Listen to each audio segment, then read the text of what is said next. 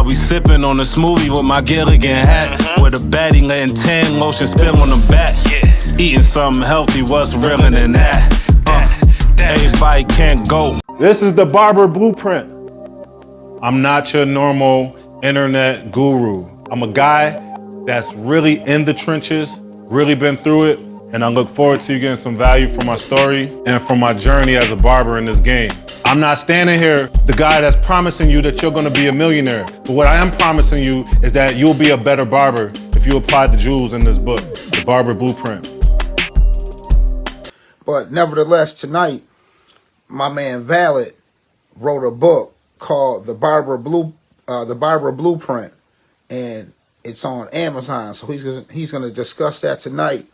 So he'll be jumping on with me.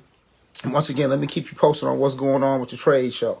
Secured another artist, educator, coming in from Charlotte by writing the book. So somebody's gonna jump on with me later on tonight, Tyler, if you can. So stay alert. Real Barber Surgeon, what's up with you, baby? What's up, man? How you doing? Listen, this out here trying to keep everybody current and abreast on what's going on with the trade show. So right now, while we're waiting on some more people to pop, to jump on in, still, looking for vendors. I already got some vendors that have committed. Some have signed up. I got to check and make sure that my the actual link is live. So I'm gonna check that just a little bit later on. If it ain't live, I'm gonna go up to the to the front office and make sure everything is live, because now we less than 6 months away. The 24th was this past Sunday. All right. Okay. Fabio, what up, Fabio? I see you, bro. Yo, I'll be talking with you too, Fabio. All right, about jumping in. But nevertheless, right now, still concerned. Well, not concerned right now. My biggest target is vendors and exhibitors. Once again, you guys got to put this on your list. The end of the year is almost here. The upcoming year is coming up, obviously. So you got to start mapping up what you're going to do for this upcoming year. And I would highly recommend that you put Niagara Falls Barber and Beauty Trade Show on one of your stops when you're dealing with these tours of these barber and beauty trade shows. Like I said before, the floor plan is up. Anybody who wanted to see the floor plan to actually see what's going on at the event center and pick their spot. Coco, I talked with them earlier this week. Matter of fact, Coco was actually taking 2 booths, and they're going to be, they're my major sponsor for the trade show this year. So also, you're going to see me put some posts out about this. As an ambassador for Coco, I have a code for you guys if you want to get the clippers at a discount. And then my code is Niagara Falls Trade Show. So I'll be putting that up there soon. I'm just throwing it out there. I'm giving you a lot of info right now. And then that's it just at the moment. All right, so Barber Surgeon, what's going on, brother? What's up, man? Going? Everything is actually going phenomenal. I just finished doing a service to a guy. I do the acne colitis noche. I do everything. But wait. No, we need to slow down. You do what now? The acne colitis noche, which is the basically the razor bumps on the back of the neck. I do the pseudo folliculitis barbe, which is the razor bumps on the face. I do everything. I do skin tags. I do moles. I do cellulite. I do baby pouch. I like that. I do everything. I do microblading. I do micropigmentation. I do straight razor cuts. I do a plethora of things. I'm a certified educator by the state of Connecticut Office of Higher Education, and the health department for the state of Connecticut. Morehouse man. I built a what's the name? A 15,000 square foot facility. Hold on, I'm gonna throw this out here to you, because my room number, I was in Graves Hall. You was in Graves? Come on, hold on. You came out. Excuse me. Second year Du Bois. No. First year Du Bois. Second year. I was in Du Bois too. I started out in Du Bois. I was on 212. I was in 101. The roommate and I, we didn't get along, so they put me up in 212. Yeah, my roommate was from DC. I ran with the DC boys. So, and you know what's so funny about me? This is we talking about this. I learned how to cut hair at Morehouse. just so I can learn how to cut my own hair. I swear, somebody messed my haircut up. I want to learn how to cut my own. I said, I'm autodidactic. I said, I'm going to cut my own hair. 2 dudes in my dorm wanted to cut. I had to go to the Commons and get me something to eat real quick, right? I was hungry. So I went to the Commons Frederick Douglass Commons. So I can get me a burger, and shoot me a game of pool. Right. I wasn't walking down the Stiegels. I wasn't, you see I'm throwing it out there. Come on. Hey, remember the little kid that used to be in Stiegel running the cash register? Yes. Man, I always wonder what happened to that little brother, because, man, he was sharp. I would see brothers trying to cheat him, and the little boy could count. And I'm saying, I see you, Toya Peekney from DC, giving you a shout out. Thanks for chiming in with us. Yeah. Go ahead. I'm just giving the shouts out, the flowers that's on with us. So, yeah, dude, Graves Hall, Sale Hall, going to chapel every Wednesday. Come on now. I know boys who didn't graduate. That's what I was about to say. I know dudes who didn't graduate, couldn't graduate because they said they ain't had their chapel credit. And they was like, them telling us distinctly, whatever you do, whenever they do roll call, you better be sitting in that chair. If you went to the bathroom, whatever, you should have went to the bathroom. Who you telling? Because if you go in the bathroom and they miss you, you're not there. You come back, get in the seat. When we did roll call, you wasn't here. You might as well go back to your dorm. Come on. And see what happens at the end of the year. Definitely. So just throwing that out there. Shout out to Three Kings. Three Kings is going to be a vendor at the trade show this year. So I see you, Three Kings, in the building. So, hey, I'll be putting you out there as well. Something that I like that's real intriguing, what you said, and I'm happy that you got an opportunity to chime in, because I'm constantly talking about in our industry, specifically barbers really specializing in haircuts. And there's so much money left on the table. So for you, what caused you to branch off into advanced barbering slash aesthetics? Because you're in a different you're in the appearance enhancement industry, but you're going to a different level, and there's different pay that comes with that. Right, but see, I don't think it's really a different level. I think what people are doing, they're not reading the totality of the art, because a lot of people, if you look in the book, the barbering book is really a medical book, but every year we get the book is watered down. I started at Jack's Barbershop. Some of my family's people from Jamaica, I'm in their barbershop, and they had books from the 40s. And if you went into one of those barber books, dude, they had the anatomy and physiology. It had the science of how to make products. Everything you needed to know as a barber to be self-sufficient was in those books. So in the process of working with them, I just started learning everything, because Jack, he made everything. That was my man Bob's dad. He actually owned the barbershop. To my bro Hollywood Cuts out there in LA. I see you out there. I just seen your post you did earlier. So, hey, once again, man, whenever they come back out with Fresh Prince, you know what I'm saying, Bel Air, you know what's up. So, shout out to my man Hollywood Cuts, because he does a lot of work on that. So we'll see what's up with that one. So go ahead, talk to us about what you were doing. Yeah, so basically what you are doing. So basically, I'm an educator.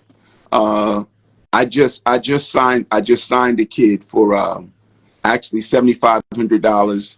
He's gonna do 250 hours of shadowing me, but he's only shadowing me for haircuts and razor work. And I teach what I call the Tonsorial sciences too, because I teach barbers how to monetize themselves, because the monetization of self is the only way to wealth.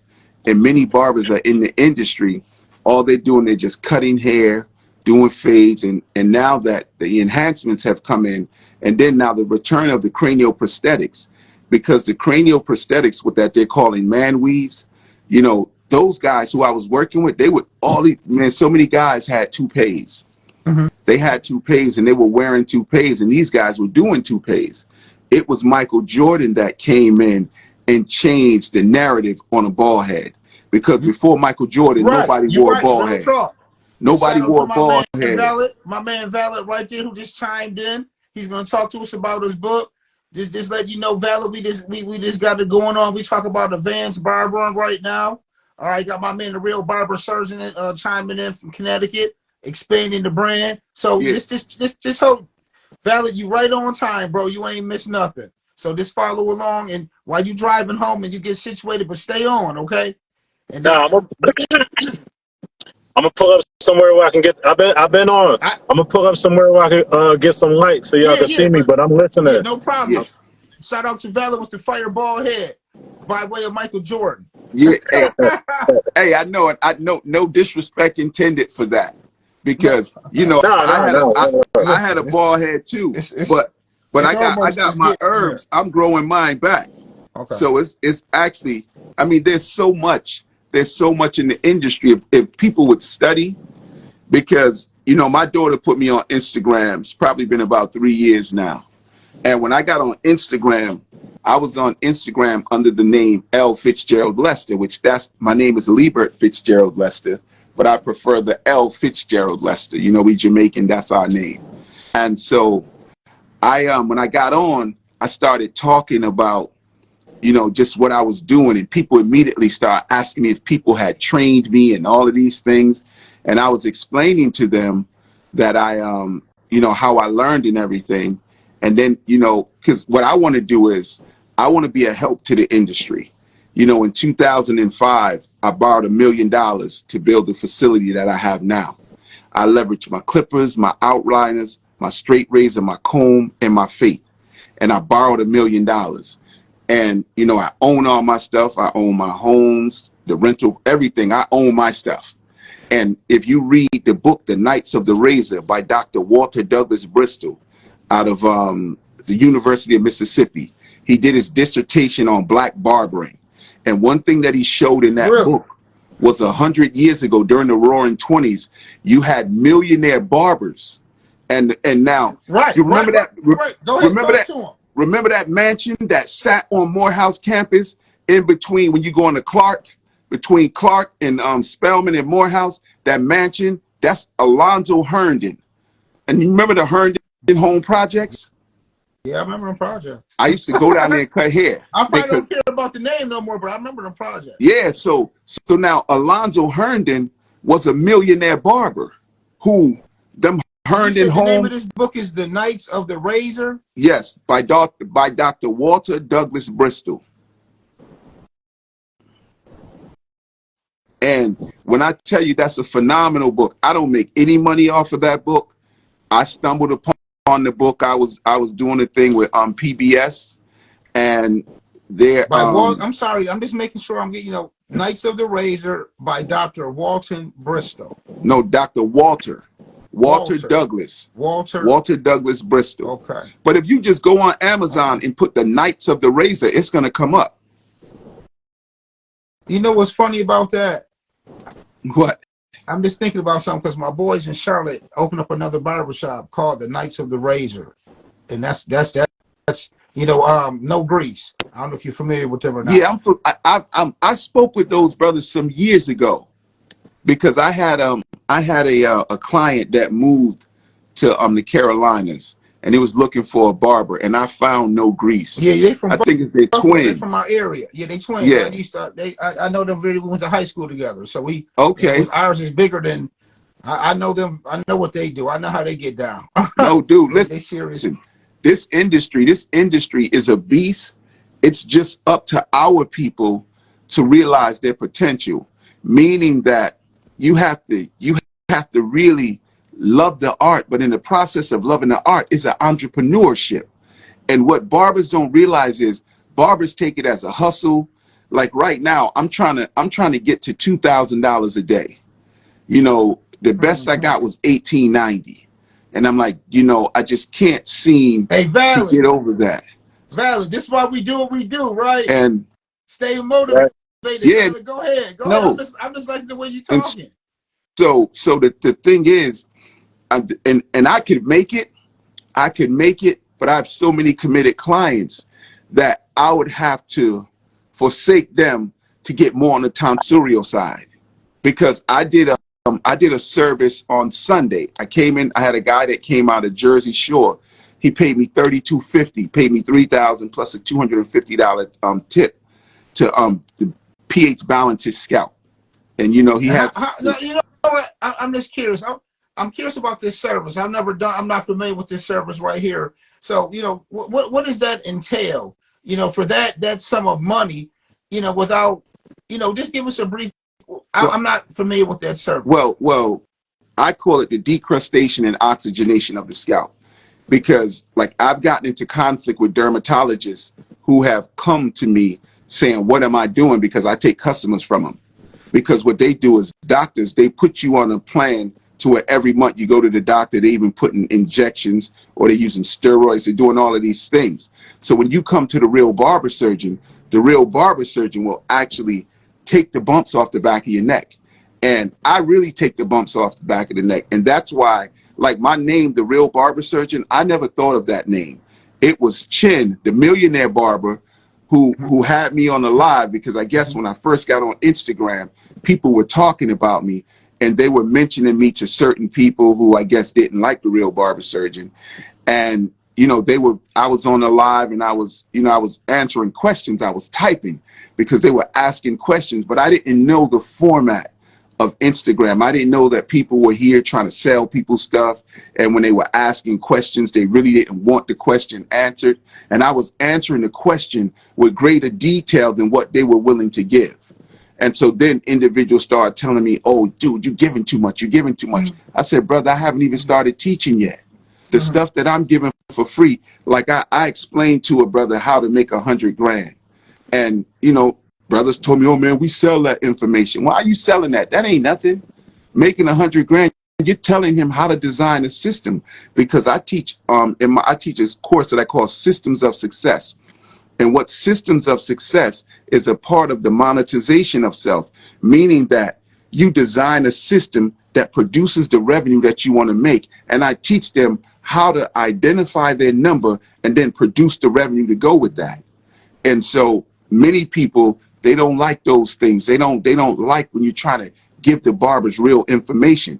Because me, I don't worry about that, because I know that I have a lot to give. And if I'm giving, if you think I'm teaching now, I had one guy come, he told me he went to all those educators. He said, you're better than all of them combined. And I said to him, I said, it's not about being better.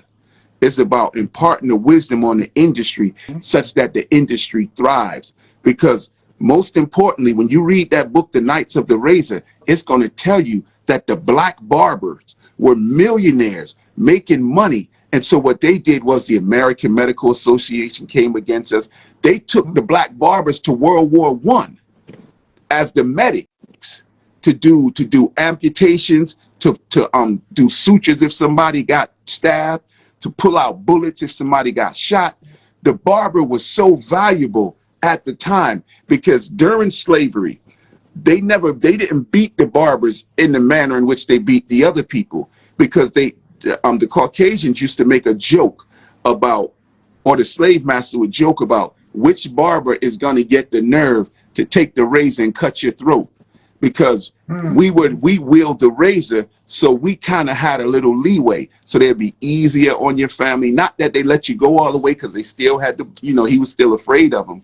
But they said one day one will go rogue, and, you know, I don't want to be the one to get my throat cut. And so coming out of slavery, the barbers were the first to get wealthy, because we still cut the white guys in the barbershop, because the black brothers couldn't go in the barbershop. They had to go behind the barbershop to get, you know, any haircuts. They weren't allowed to sit in that same seat that the white guy was sitting in to get their haircut. But what that did was it put barbers in a position to become wealthy, because Alonzo Herndon, how he was able to transition was and get really wealthy, because during the Great Depression, they were talking about the banks going out of business. They were talking about insurance companies going out of business. And Alonzo Herndon, he had the Crystal Palaces. He was the first black man to own a business on Peachtree Street in Atlanta. And he had 6 Crystal Palaces in the South with 20 beds, with 20 chairs. No, I think it was 20 baths. I'm sorry, 20 baths and 30 or 40 chairs. That's why I got the cut, because I got 40 chairs. And all of that came from reading what Alonzo Herndon was doing. But in the process of America going bankrupt during the Great Depression, Alonzo Herndon heard about the Atlanta Life Insurance Company going out of business, Atlanta Bank and Trust. So what he did was they was laughing at him because he said, you know what? I got 2,500. I'm gonna buy that company. And they was like, yeah, sell it to him, sell it to him, sell it to him, because he would overhear them talking because he didn't converse with them. He just provided a service, and they would be in his place talking about the woes, about what's happening and all of that. And so when they thought that they were taking advantage of him, they didn't realize black people had no banks, black people had no insurance companies, black people had none of these entities to put their money. So that's why those carpetbaggers used to come to a black man, rob his house, because they knew he had all his money in there. And so Alonzo Herndon gave them somewhere to put this stuff. And I believe today, his family or his estate still owns the Atlanta Life Insurance Company. And when I checked, when I read the book, they had over 800 million in assets. And but I read that book, it's probably been 6, maybe 7 years ago. But I mean, I'm curious. What exposed you to this side of the industry, or what was the day or something? The guys that I was working with, the traditional, the hair cutting part of it all. Or, well, what exposed me to it? Let's say the art part. All of us were attracted by the art of barbering. Right. So you're a little bit past the art of barbering. See, what I did was I worked at Jack's barbershop. And at Jack's barbershop, his dad bought that's good too, Val. That's good light. That's perfect. That looks great too, bro. Just let you know I'm watching you. I'm keeping you. I just found a place to pull over, man. I don't have GPS, so I don't even know where I'm at right now. Well, be safe, man. Be in a safe spot. Don't be out here willy-nilly. Look, man, if I go on the live, then, man, it's the best way to go out, listening to this knowledge right here. Yeah, this is good. All right, so go ahead. So once again, just to reiterate, my question was, we all got involved in this from the art of barbering. Right. So what was his day, or what did you see? What experience caused you to shift? Well, I never really shifted. I was doing it from the beginning because the guys that I was under were doing it. So the barbershop that I was in, they made the products. They was old school barbershop. They were taking cysts off the back of necks. A guy, they was gambling. I mean, they did a lot of stuff in the barbershop. Dude got stabbed around the back. Mm-hmm. Got stabbed around the back, and dude fixed him.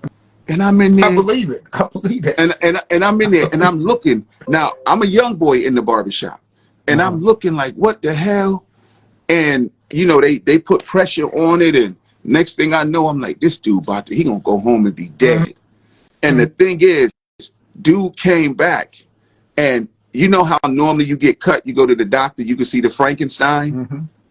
There was no Frankenstein or nothing. It was like somebody, you could see an indentation that that something had happened. Somebody asking for your book, brother. Make sure you let them know where to get it from. Nice. They just got a copy of the book. Yeah, that's great. Thank you. Thank you very much. Those guys, and after seeing that, they told me, they said, as a barber, you got to know how to do everything. And so they were taking the bumps off the back of the necks. They was doing the skin tags. They was fixing the razor bump, the pseudofolliculitis barbae. They were fixing the scalps. They were doing all of these things in the barbershop. But then they were making everything you needed. Jack was making. Jack would make the stuff for the barbers. So for the customers. And so when Jack died, he had a room like, all of those mason jars with a whole bunch of stuff. Mm-hmm. And you had people coming there like crackheads. Man, let me get all of that that your father made. Let me get it. And I'm saying to myself, what is it that this guy has put together? And what they did was, he lived above the barbershop. And so my man Bob was like, yo, dude, go on, go want you to clean out the place because I want to rent out the place. I want to fix it up. So I said, all right, I'm going to clean it up. I'm going to say, yo, in my volume file, and what me for do with that? Man, dash with the whole of them foolishness. Nobody know how to deal with that. And so in that stuff was formulas to make products. And so in there was formulas for this. I mean, you would have thought that he was a pharmacist. But then he had books. He had books that were giving you instructions, because in 2020, they diagnosed me with terminal prostate cancer. They said my prostate was 90% cancerous. I'll be dead in 18 months if I didn't do anything. Dude, I went right back to the paperwork. And man, dude, when I tell you going strong, everything goody, goody, good, good. You understand? I went to the cancer center 2 weeks ago. They didn't see anything. And so they were asking me, what was I doing? I said, just taking care of myself. And there was just so much knowledge in what I learned in that barbershop. And then they said, if you wanna make money, you have to learn the skills, because if you're gonna be in this barbershop, if I can't take a person, you need to know how to do it. That's important. And that's very important for owners to take ownership in their business. Yeah. To really train their staff and their barbers too, instead of just taking their rent. Exactly. And so basically they really trained me, and they taught me skills that I didn't think I would ever. Ain't nobody gonna let me do this. You know, I'm not gonna do all of those things. But I learned, and so things just started happening. I got my own barbershop. I needed products. Guys were coming with bumps. You know, the cranial prosthetic. Like, there's a cranial bridge that I haven't seen any of the people do yet. It's a cranial bridge, and you do the cranial bridge, and you take the lace, and you could build a whole unit on the head. But you need the bridge to create the platform. And I haven't seen. I'll be on YouTube. I'm watching, but I said, you know, they don't know anything about that. And I said, now, do I tell them? You know, because we're in the age of information. Do I tell them how to do it? You know, because it's valuable information. Because I'm like, I can't take it with me, but I'm trying to figure a way. How do I monetize that? You know, how do I monetize it? Because there's so many individuals in the game. They're always wondering how you're going to make more money. You got to learn them tonsorial sciences. Because so I got a question. Yes. With you being in Connecticut, what is the industry like?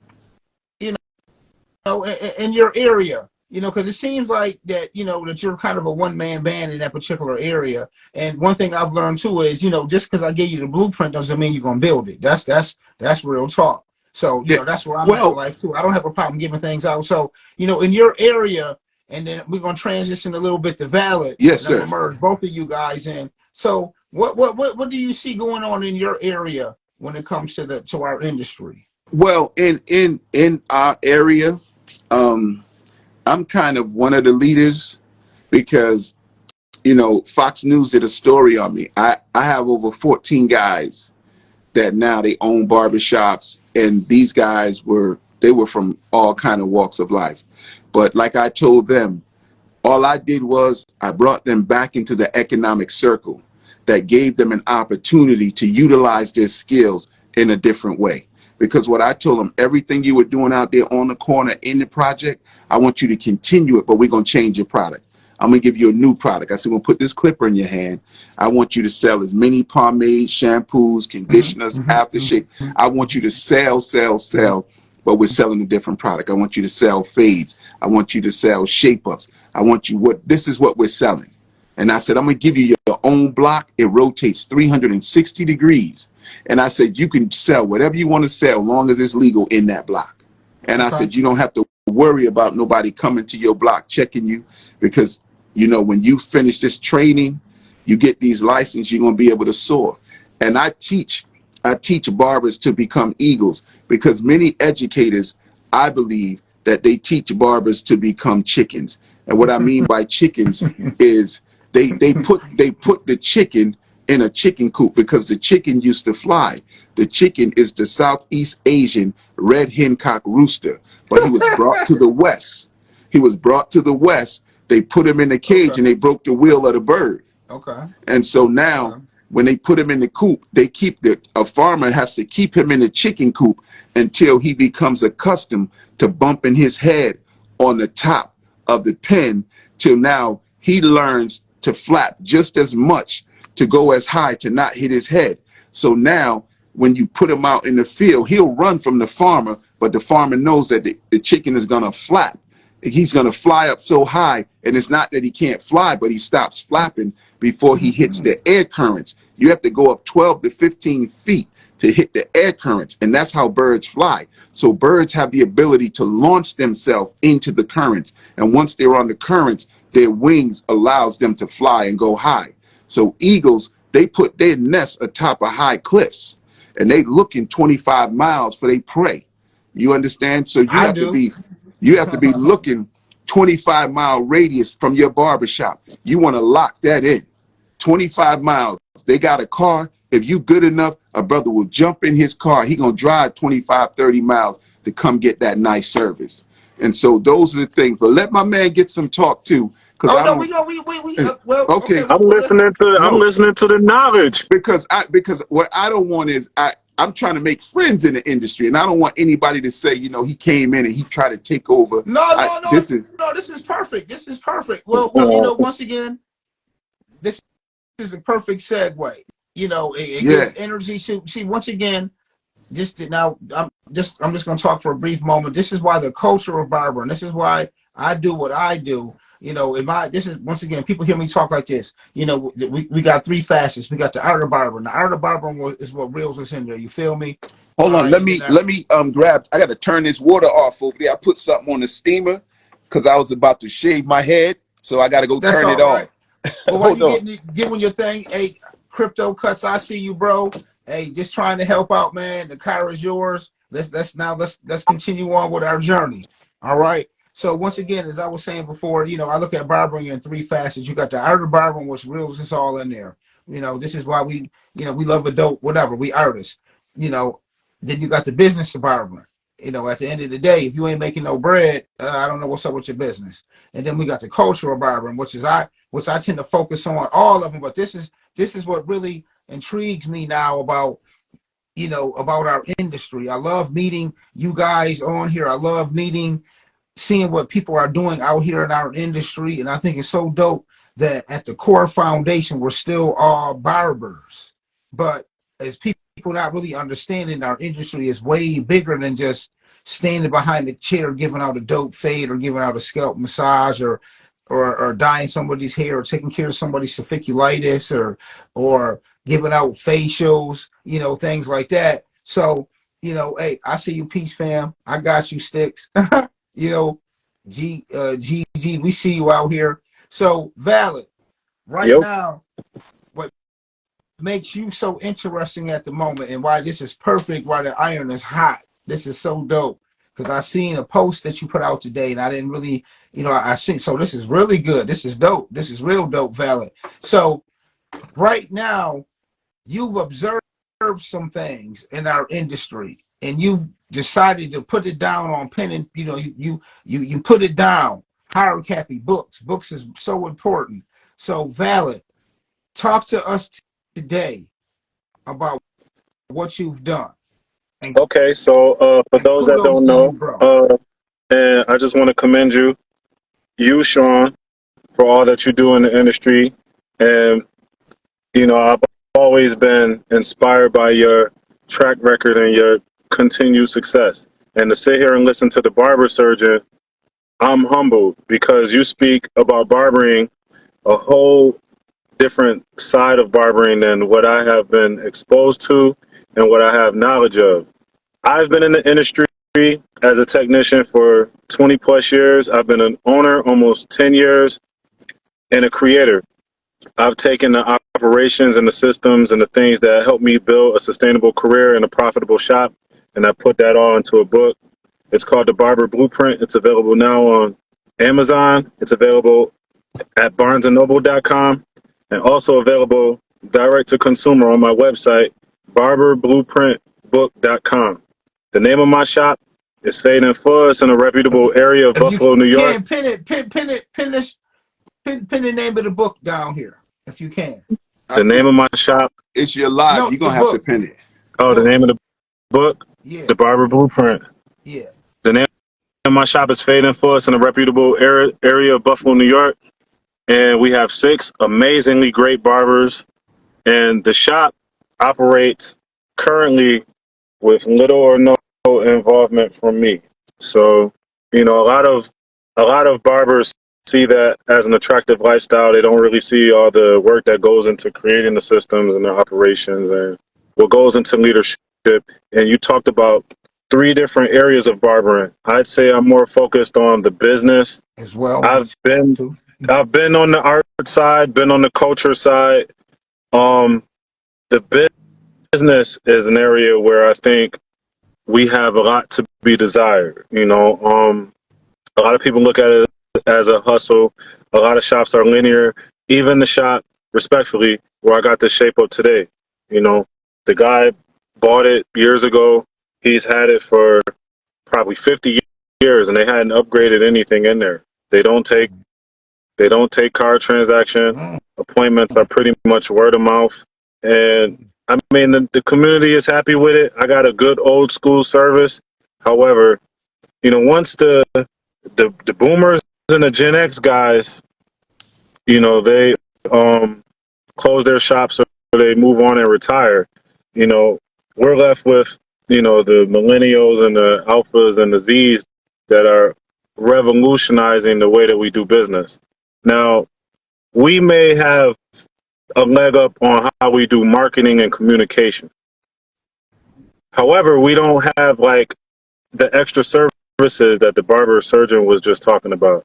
Historically, you said a lot in this live that I just brushed over in my first chapter because I just haven't had exposure to that knowledge.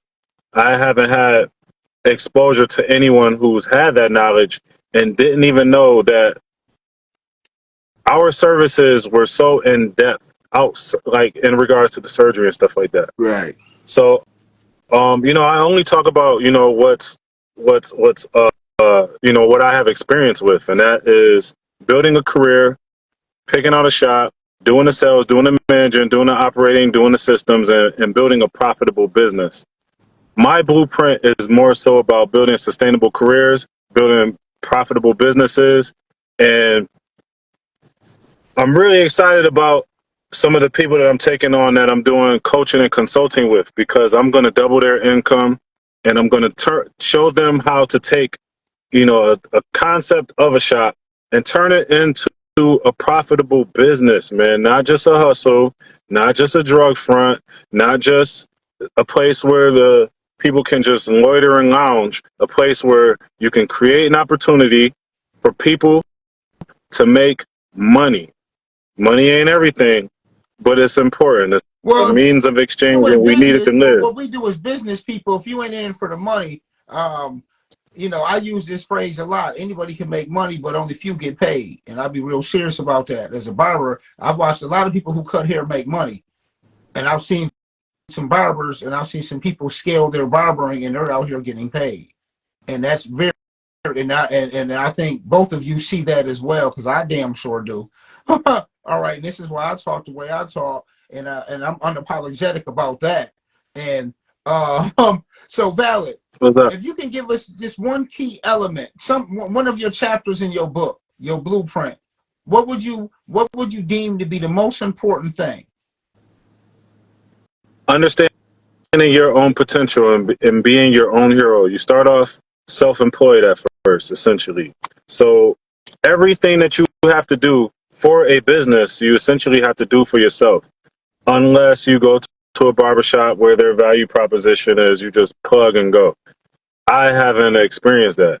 I've had to plug in and I've had to build my own clients. I had to learn how to retain my own clients, and I had to learn how to make my services and my experience attractive.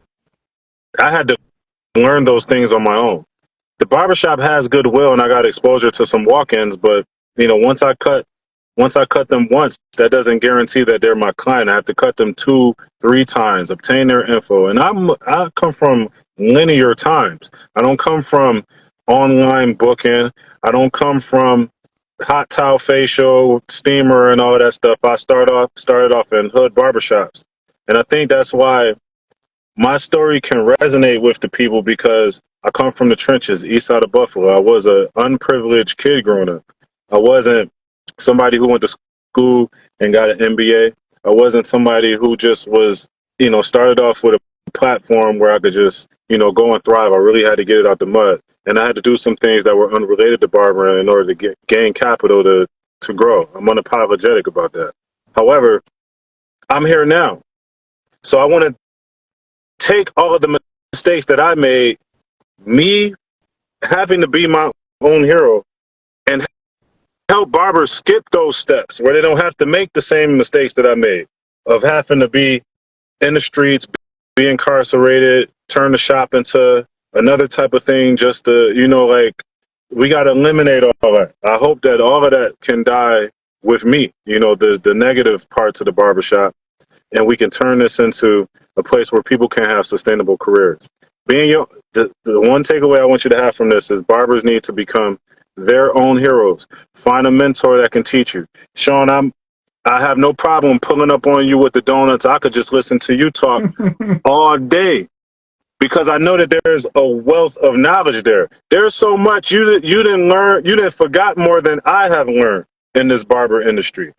Putting on trade shows, 2 shops, mini barbers, instructor.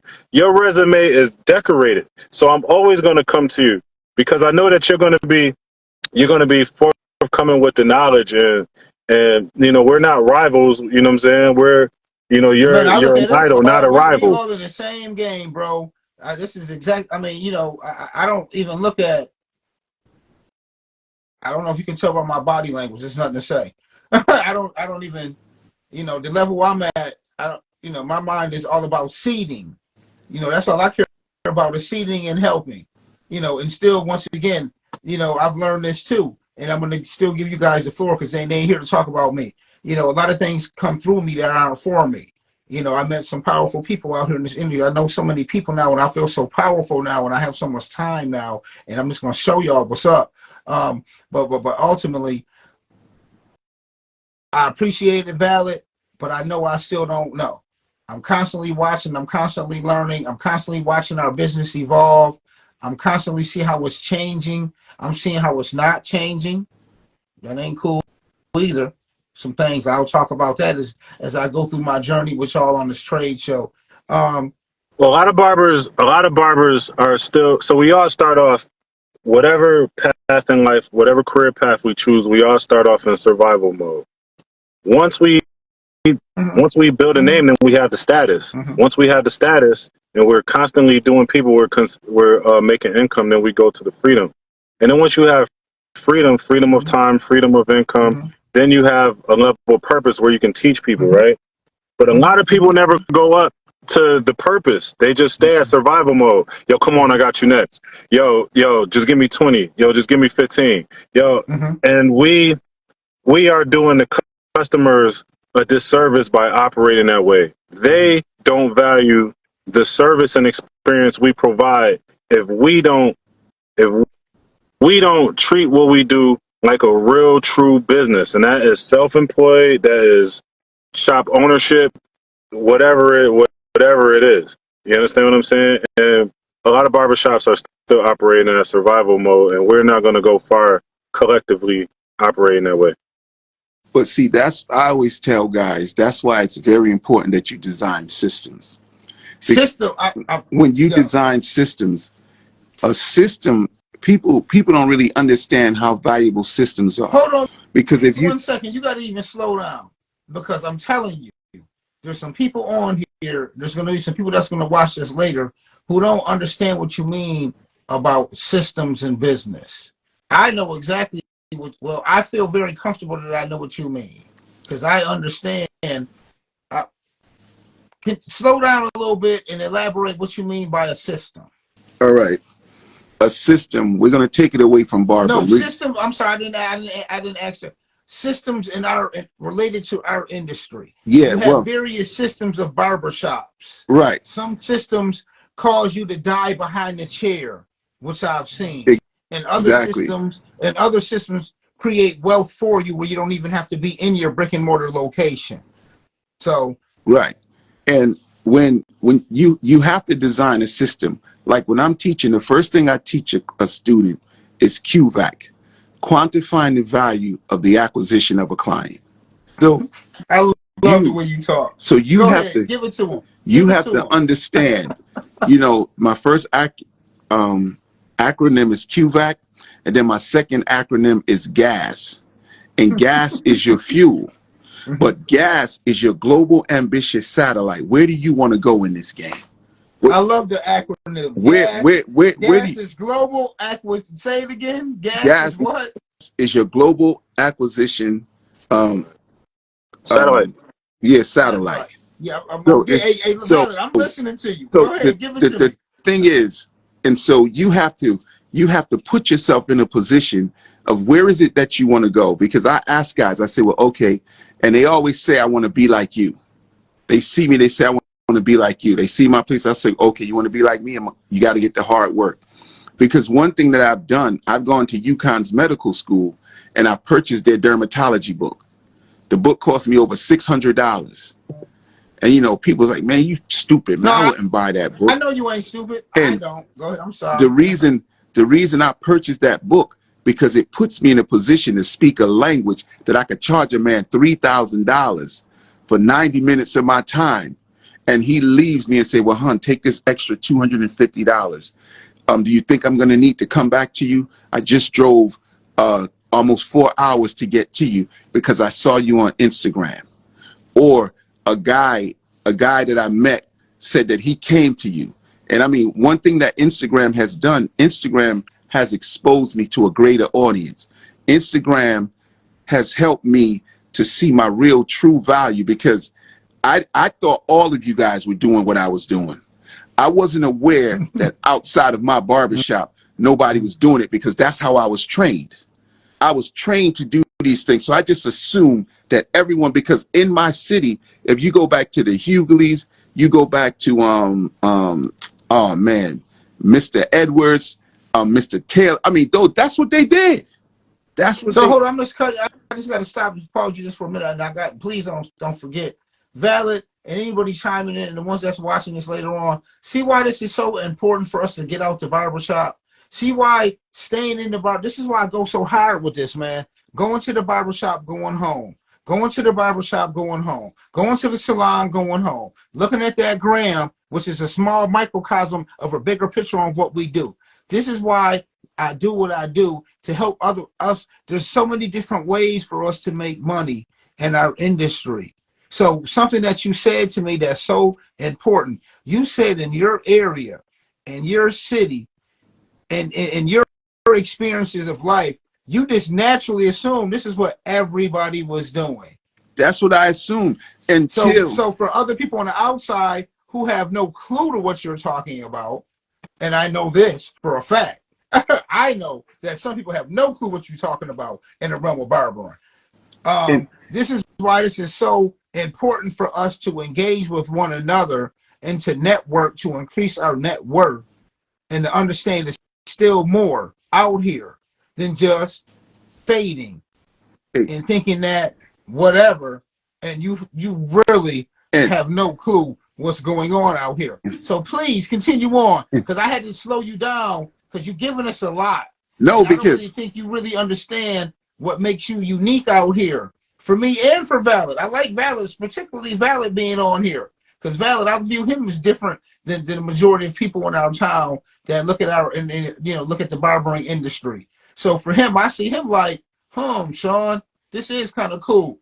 Because go ahead. So when my daughter put me on Instagram, because she was like, Dad, all these barbers, you need to be on Instagram. I'm like, Instagram? I remember years ago they was trying to get me on MySpace. Man, I ain't got no time for that. That's trying to do things. Years ago, man, that's decades. Yeah. About MySpace and Black Planet. Black Planet, yeah. And so when I got on Instagram, and I began getting on people's lives, and like you see how we're talking now, the guys would be talking and my fingers would be working. I would be answering questions. I'll be giving information. And I thought I was helping, but I was building a situation, because people have seen me on Instagram, and they say, hey, I want you to come here. And you've had people who say that if they bring the real Barber Surgeon, they got all these followers. Oh, I ain't doing the show. And I'm saying to these guys, what's the issue? What's the issue? Because I don't want to call anybody name, but I went to Maryland, and I went to a class. I already knew how to do the cranial prosthetics and all that because I came up under guys who were doing it. But I said, you know what? Let me go into a class. Let me see what's going on. I'm new to Instagram, and I met. I know. Well, I think I might know who you're talking about too. And you said Maryland DMV area. I know a dude down there. He heavy. I don't want to speak his name either. No, he was good people. I'm talking about somebody in the class that I guess was supposed to be a heavy hitter. He was supposed to be a heavy hitter. And so he said, and everybody was like, like going along with him, ready to applaud and everything. And I said, I beg to differ. And I gave a different concept. And then they was like, yeah, you're right. And so it's like, and my intention wasn't to, negate what he said, but I was giving my perspective on my journey in barbering and what I had learned. So as I began coming up, they started attacking me, all of these things. And then I went live with another heavy hitter. Allah is my witness. The brother was taking notes.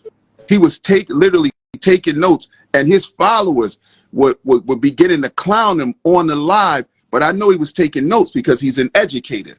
And so I was giving him so much that he was going to be able to take it and go and try to turn it into something to make it his own. But see, I don't have any problem with that, because if you see when the Fox News here did the feature on me, all my guys, I teach them. And I told another heavy hitter, he had went on his live and he was going crazy about his barbers had left. And I told him, a barbershop begets a barbershop. So every barber comes in the game with the intention of one day owning his own barbershop. It's just them finding the route in which they're going to be able to get there. And a lot of owners try to become blockers, where I want to stand in front of you. I had a young man who was with me for some time, my niece's husband, and he came to me one day with his head down, looking at his shoes. I said, yo, hold your head up, brother. I said, this is a glorious day. I said, I had to leave my mentor too. I said, dude, you a $10,000 a month barber. You should have been gone. I said, so when you saw me nudging you and pushing you, I'm trying to tell you it's time to fly. Because I had to cut you off. See, certain words that you use, I like what you say. Because, see, these barbers out here, let me not say these. That's not fair for me to say. A lot of things that I see on Instagram, and I talk with students, I talk with people in the industry, specifically these younger barbers. Don't get caught up when you see these numbers. You'll see people that'll post, I charge X amount of dollars for a haircut. But at the end of the day, if you ain't got no volume, what does it matter? Right. You know what I mean? Exactly. So this is when you talk, anybody that's experienced would understand what that means. So really, you posting a piece, because once again, guys, for the ones who don't know, this is not an hourly job or a salary job. This is a piecework job. So the more pieces you make, the more money you're gonna make. Simple as that. And I'm talking about from a pure sense of working your barber chair. We're not talking about going with a different system, because we didn't even elaborate with that one. But I like what he's saying, because I look at things like that as well too, in reference to getting a certain amount per day or per month or per week or whatever it is. So, I'm not used to hearing people talk like that either. But Valid, since we got him off and you on, what's up? Tell us some more. While you got the airways, man. Tell us some things that that you think that we want to hear about. Okay, you got a platform today. Yo, I'm honored to be here, and I thank you for allowing me a platform to speak, especially on a day that I have sold out of physical copies of the Barber Blueprint. So this is definitely an amazing day, and yeah, man. So once again, today's the day. So I gotta, I'm involved. I'm a supporter, and I like to read too. So I want to read that thing. Oh yeah, definitely. People's opinion. There's definitely a lot in there about systems and operations in regards to how I've built my career and how I've been able to build and pivot during trying times for the barbershop. I've learned a lot about business through the barbershop. I'm humbled to be here because, you guys, again, you have a wealth of knowledge that, some things that I may not be privy to. I only can speak to building my career and building my shop. Now, I would like to ask you questions, if that's all right. Do I have permission to ask questions? On, bro, I'm done with that. I'm ready to go. So what are the first 5 steps that an owner should take to go from a one shop operation to a 2-shop enterprise? First of all, you got to be around somebody who's done it already. You got to definitely know somebody where you can actually touch. You got to be able to touch them. United Barber Clubs. Hey, yo, what up, bro? I want to get y'all on here too. I ain't talked with y'all in a while. I remember talking with y'all in Philadelphia. So I've been watching y'all do some work out here too. So I want to chime in whenever y'all jump on, get some free time. I want to get y'all on here too, because I like y'all brothers, man. So shout out to United Barber Club in the building. So once again, something what you asked me in reference to scaling your business, that's the word. That's how I took it. You got to be around people who already know how to do it. It's just no other way. You can watch, you can read, but we all need mentors. We need somebody at a higher level than us. You definitely have to develop the proper system. Okay. Because you just opening up multiple barbershops. If your system isn't right, all you're doing is opening up excuse my French, a fucking ego business. All you did was open up overtime money. That's what I see, depending on the type of system that you opened up. So see, so one is find a mentor, 2 is develop the system. Pardon me? So 1 is find a mentor, 2 is develop a system. Develop your system. Ask me the question again. I want to make sure, because you asked for 5, I only gave you 2. Because you were talking more about. All right, go ahead. What's the question? 5 steps. 5 steps. What are the first 5 steps for an owner to go from a one-shop operation to a 2-shop enterprise? 5 steps. Can I answer it? Come on with it, Yeah, then, because it wasn't that hard for me. The surgeon. I probably did it. The surgeon about to start slicing.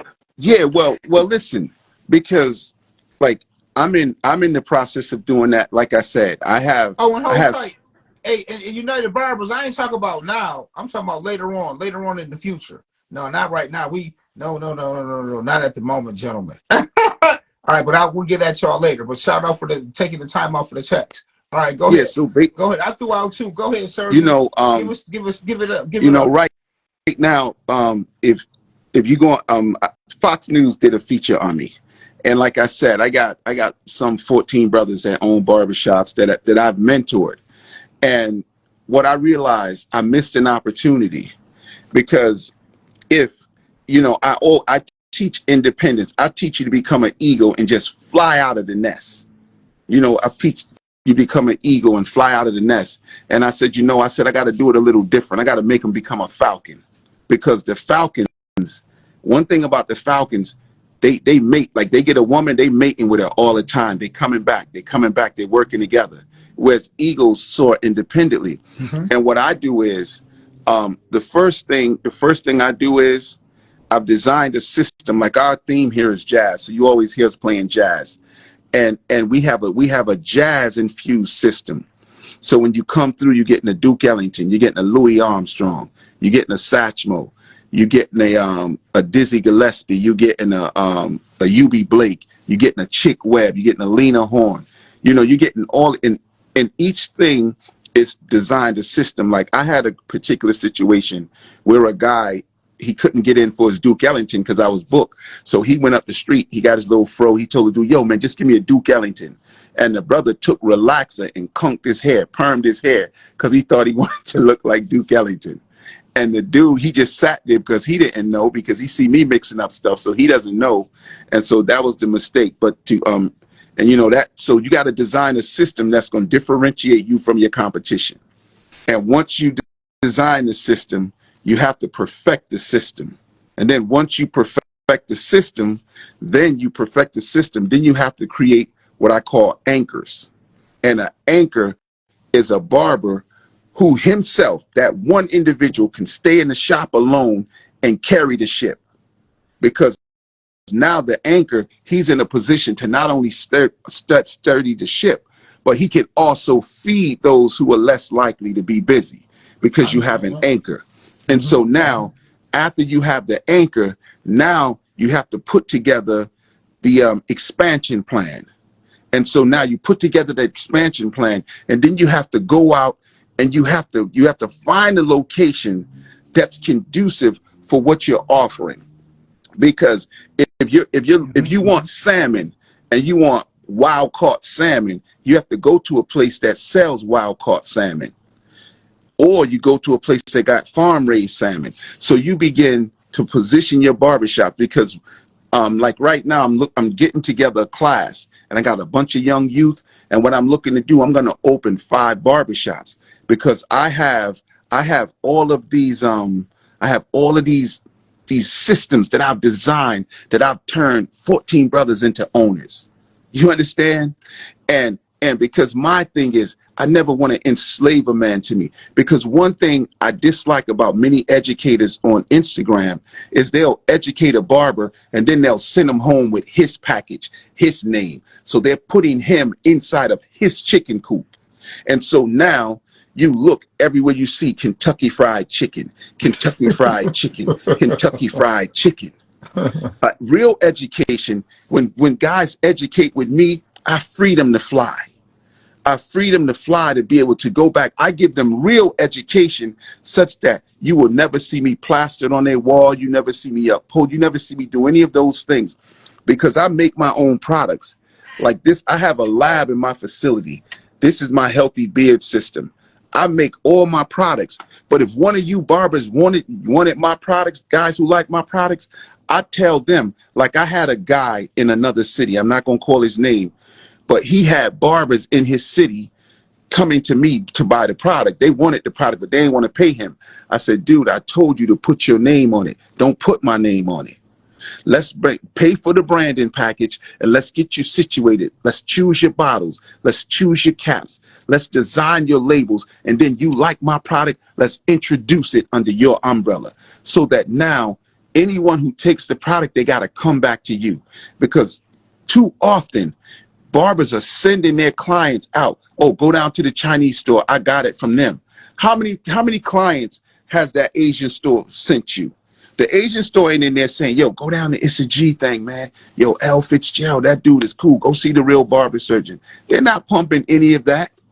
They don't do any of those things. So why are you doing it to them? You have to design systems that are going to allow you to grow. Because what I didn't realize was, because I had my barbershop since I was 24 years old, I didn't realize that these guys, they had ambitions to be owners, and they stayed with me past the time that they were with me. And they stayed with me past the time because they wanted to be with me, but they didn't want to be with me under those circumstances. And I didn't realize it at the time. And so then I wound up, these guys went out, got their own places. I helped them out and all those things. And what I should have been doing was following McDonald's. McDonald's has 2 all beef patties, special sauce, lettuce, cheese, pickles, onions on a sesame seed bun. That ain't nothing but a daggone hamburger. But they have systematized a hamburger to where they have over 1 billion sold. So now guys like the system. What I should have done is say, okay, let's start mapping out the area. Like now I got a map of the area. I'm about to come to all the little areas with my original size shop, 6, 8 chairs. And we're going to go to every little town. You're going to see It's a G thing. And I'm going to use my 15,000 square foot facility to produce the talent. And then guys in my city don't know it, but I know many of them are anchors in people barbershop, but they don't have the roadmap to get out. I'm going to go get those guys. I'm going to go get them, bring them in, come over here 6 months. And in the 6 months that they're with me, I'm going to be training them to take these students with them that I'm training and say, okay, we're going to put 8 chairs in there. What we're going to do is you're going to take 3 guys with you. Now this is your barbershop.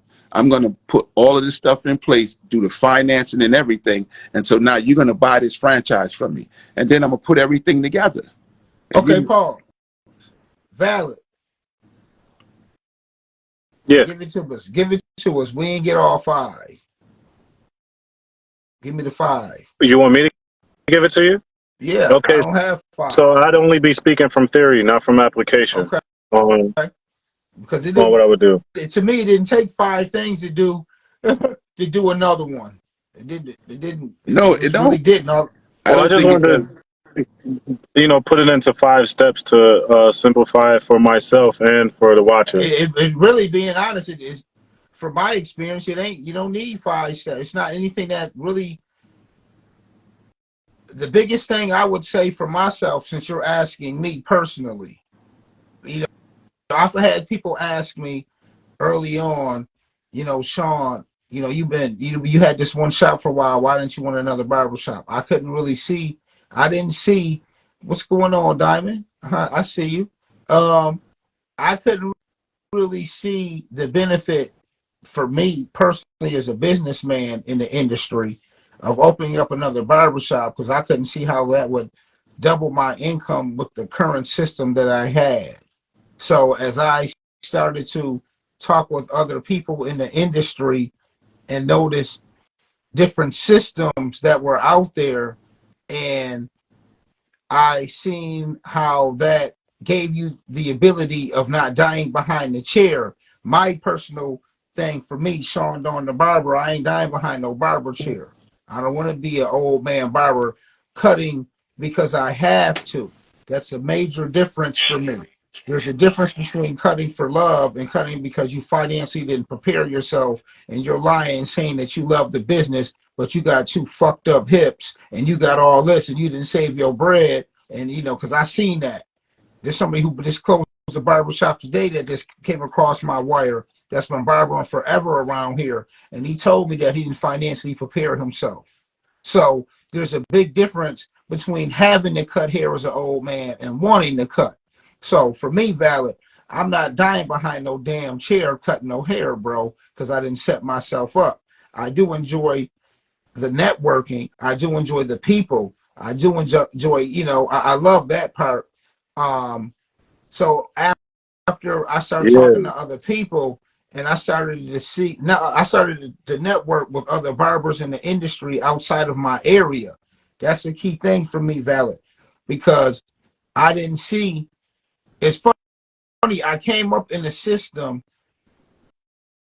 that worked, and for some odd reason, I don't know how this other system came about.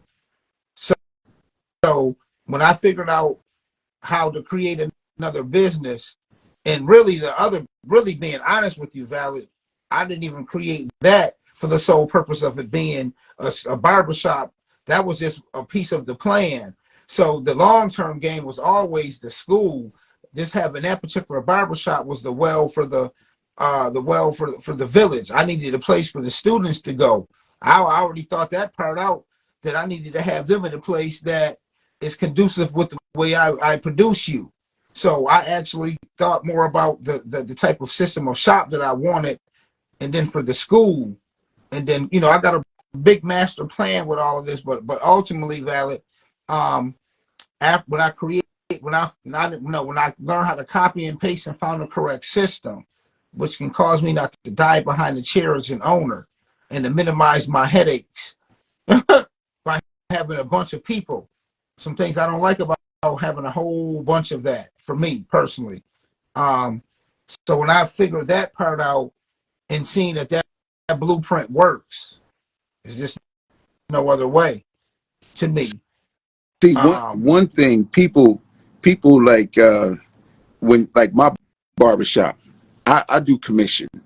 I do commission as well. And people, and you do too, Valid. Barbering has always been a commission base, but so talk to them. See, these people are, man, we about to hit a touchy subject right here. I know we're gonna hit a touchy subject because I think you see how we dancing around this word systems.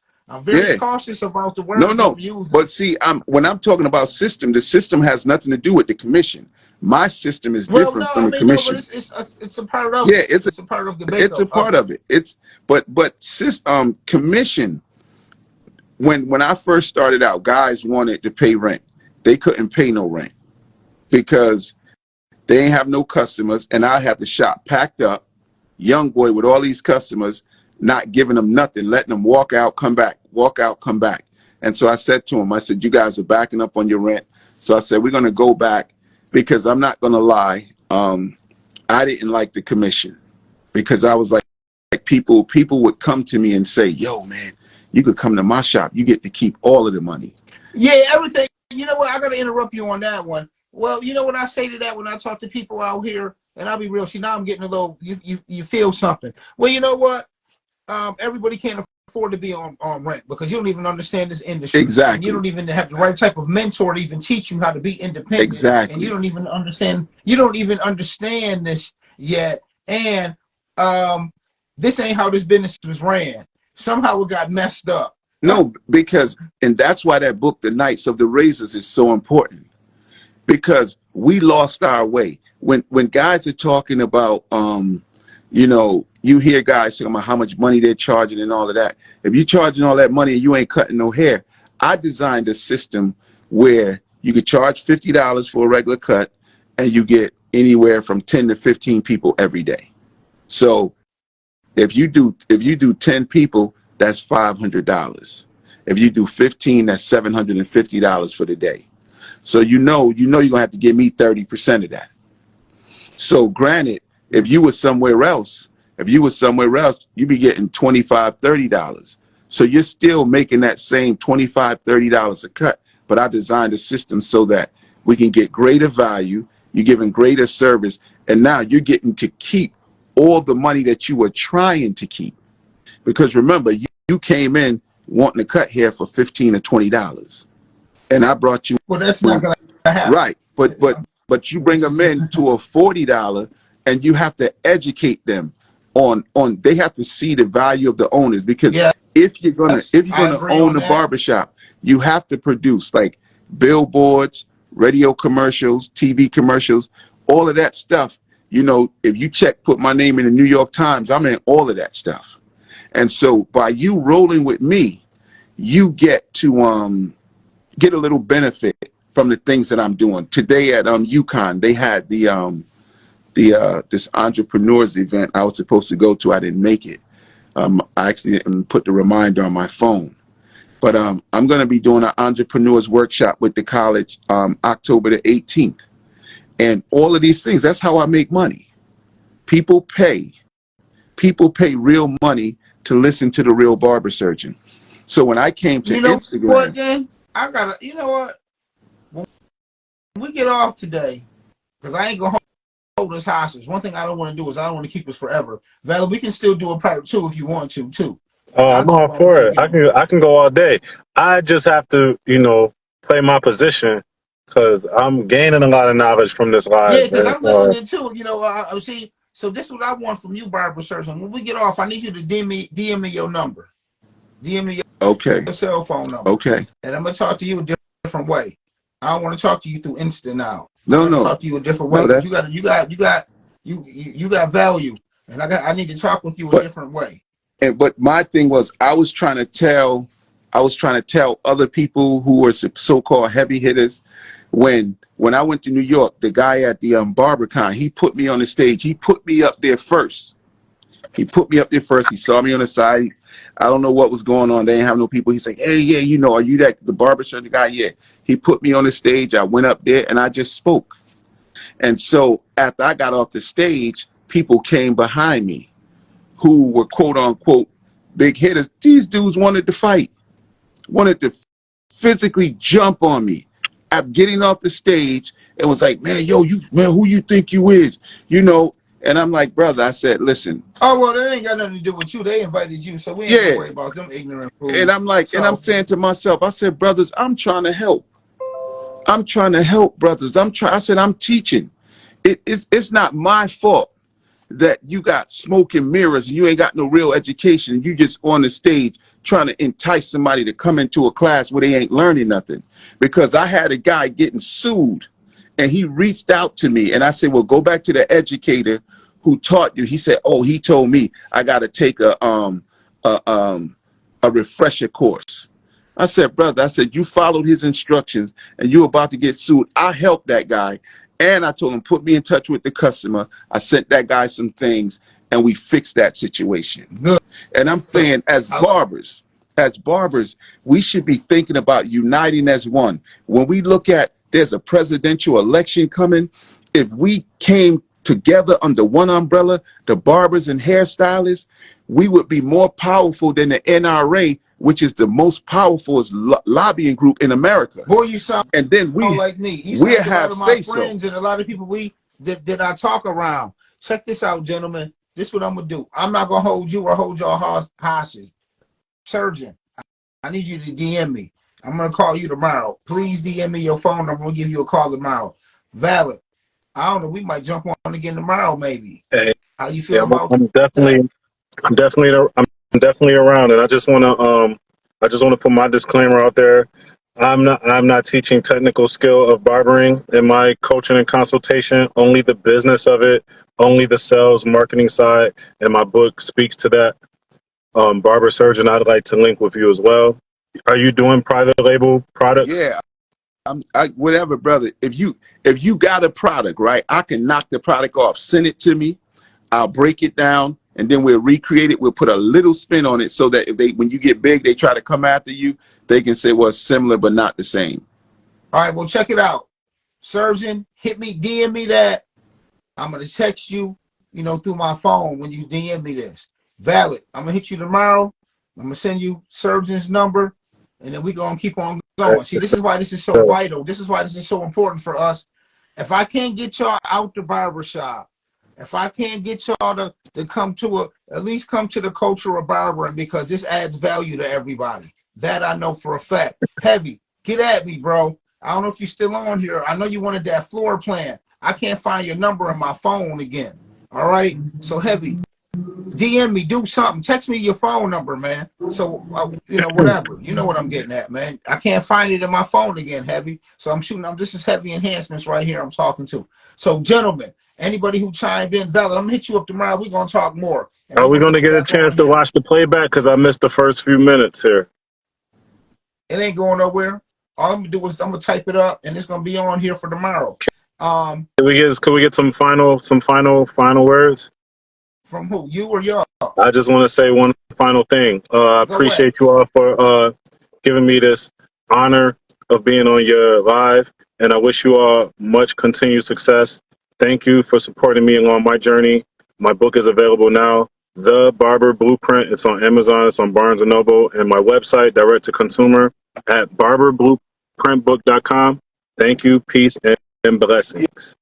Yeah, and what I want to do signed. before, I hate to act finicky, bro. I don't want to act uppy, but I want mine signed. But before I go, right, I want all the barbers and stylists to know that I got this poster, right? And what it is, it's a guide. So if people want their mustaches done, they want their beards, they want eyebrows, they want the nape of the necks, and all it's designed to do is give the customer a concept, because many people can't really articulate what they want. And what this does is this poster lessens the conflict with people arguing about, that's not how I told you to do the back of my neck, or that's not how I wanted my sideburns. So you get a concept. And what I use these proceeds, if you look on my page, you see me training little boys, little 12-year-old, 10-year-olds. I'm teaching them how to cut. I go up there, I take them from the hustlers on the corner, and I bring them down here in the barbershop, and I put them to work. And so I'm using this to support them, to buy their tools, to get all of the stuff that they need for them. Check them out. You'll see them on my page. And, I want to thank you all for listening. And Niagara Falls, I want to thank you for giving me the opportunity to come on your platform. I hope that I didn't say anything to offend anybody, because that's not my intention. Because what I want to see our industry. I want to see us return to the position that researcher found in the Knights of the Razor book, to where everywhere you go, you got millionaire black barbers. Because barbers. Yeah, you know what? I'm gonna buy that, because I just looked at it. I was looking it up. So I seen it on Amazon for a hardcover. They wanted 78 or whatever, but I'm gonna find a good one. And I think that's very important, especially for us as minority barbers, to instill confidence. A lot of us, once again, you got to know, if you don't know where we came from, you don't know the struggle, you don't really understand our industry. How do you know where it's going? Because it's been dumbed down so much. I value you gentlemen for jumping on. I value you for giving me your insight on how y'all get down to Connecticut. I value you for giving me your experiences of life and the culture, what you bring to what we do here for Major League and what we do at our trade shows. Valid, I appreciate you for scaling, for actually writing down your knowledge to try to help other people. And once again, For you, Valid, I'm not concerned. You're involved with the trade show. Barber Surgeon, I need you to hit me up with that number, bro, so we can talk more. I'm gonna hit you, brother. And maybe we can, because I see you got a wealth of knowledge, and I see you don't have a problem with sharing, and that's so vital. So maybe, you know, we can involve you more into what we do, and scaling more on going on our tours and our trade shows. No, listen, you brother. know, so when I tell you, man, you'll see I'm worth every dime. Every time, dude, the money that people pay me. You understand? When my classes, I charge $5,000 for what people are charging $500 for. But well, once again, I need you to hit me with this phone number, and we're gonna continue on with that. Yes, sir. Because I'm definitely gonna be on you. All right. right. But hit me that number, bro. You all of y'all follow me, go to my page, and you see me working. I'm already following you. I already followed you.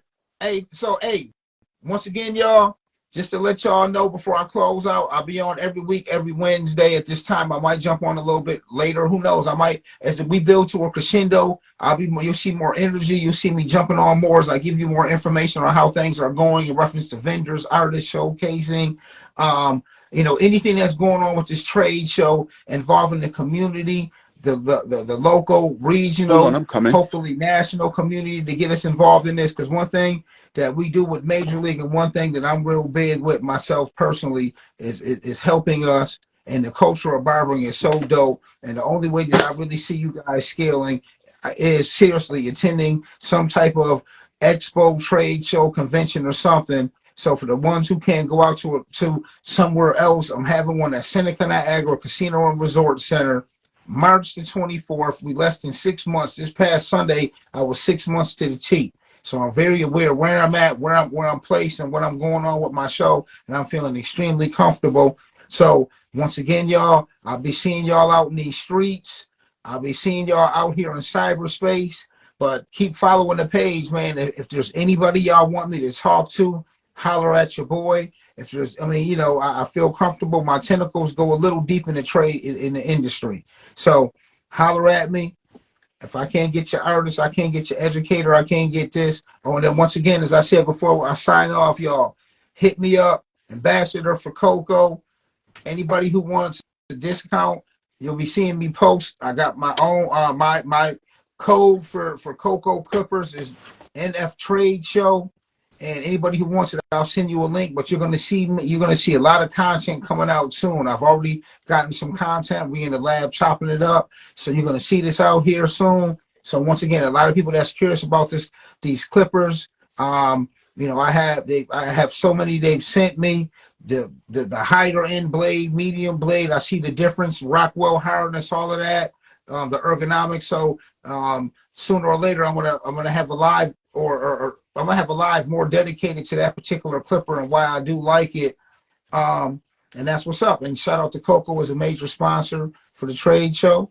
And hey, y'all, I appreciate y'all taking time out watching us tonight. For the ones that's gonna jump in, watch it later on. You know why? You know, I appreciate it. And once again, man, follow along. You know, as we go through this journey together. All right. So once again, man, I appreciate y'all coming on, experiencing the culture of barbering with me. And I'm back on again next Wednesday. All right. So I'll holler at both of y'all, gentlemen. Peace. Peace. Thanks for having us.